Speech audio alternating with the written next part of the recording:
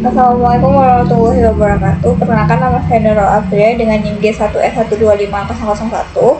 Di sini saya dan teman-teman saya mendapatkan materi tentang livabilitas, polaritas yang mempengaruhi absorpsi dan distribusi obat. Di sini saya mengambil tentang livabilitas. Lalu saya bertanya pada ChatGPT untuk memberikan saya jurnal tentang livabilitas yang mempengaruhi absorpsi dan distribusi obat. Jawablah dengan sumber terpercaya. Di sini ChatGPT memberikan saya beberapa jurnal. Lalu di sini saya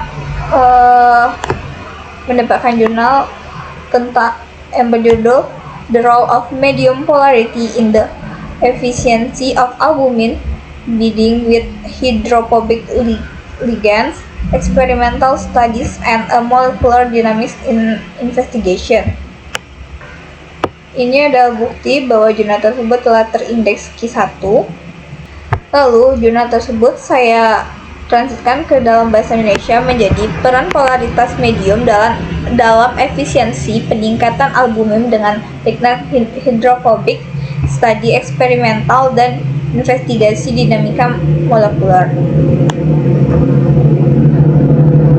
Lalu pada jurnal ini dijelaskan bahwa lemak merupakan sumber bahan bakar utama saat melakukan aktivitas fisik yang berlangsung lebih dari 2 jam. Otot menggunakan asam lemak dan esterifikasi dari aliran darah yang diangkut oleh albumin serum manusia atau HSA untuk menyediakan energi selama berolahraga. Fakta ini menyoroti peran penting HSA, pengangkut molekul yang sulit larut dalam aliran darah. Ini termasuk pengangkutan asam lemak dari jaringan adiposa ke otot, di antara proses fisiologis penting lainnya.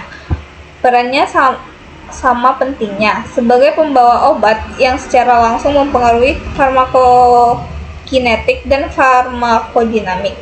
Kemajuan di bidang ini melibatkan pengembangan obat yang terikat pada HSA untuk pemberian intraperitoneal, pengiriman obat yang dikenal sebagai terapi kanker berbasis albumin. Salah satu contohnya adalah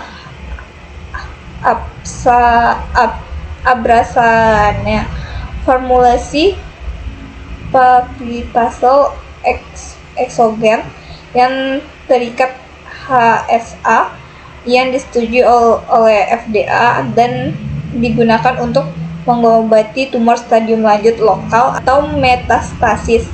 Paragraf sebelumnya menekankan salah satu karakteristik biologis HSA yang berakar pada fisik efek hidrofobik yang mendasar dalam interaksi yang didorong oleh entropi.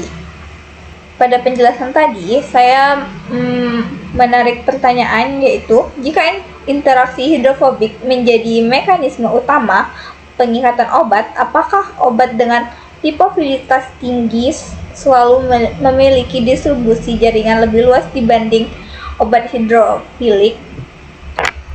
Lalu saya mencari jurnal pembanding.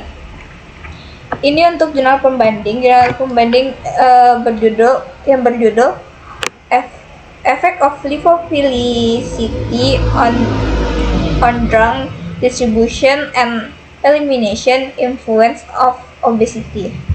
Ini adalah bukti bahwa jurnal tersebut telah terindeks Q1.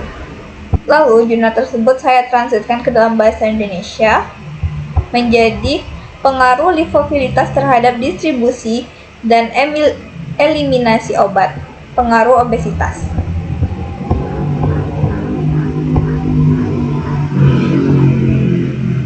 Pada jurnal ini disebutkan bahwa hubungan tersebut paling kuat untuk obat-obatan yang didistribusikan melalui difusi pasif tanpa afinitas spesifik terhadap jenis jaringan tertentu.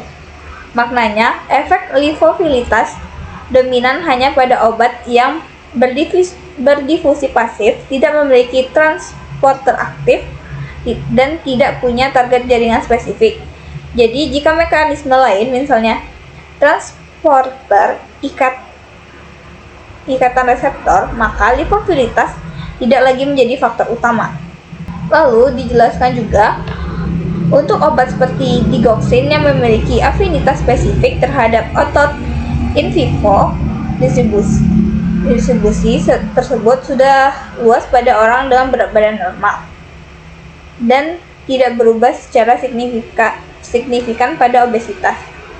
Ini adalah bukti langsung bahwa yang pertama, distribusi luas bisa terjadi tanpa bergantung pada lipofilitas, dan juga faktor target jaringan bisa lebih dominan daripada sifat hidrofobik.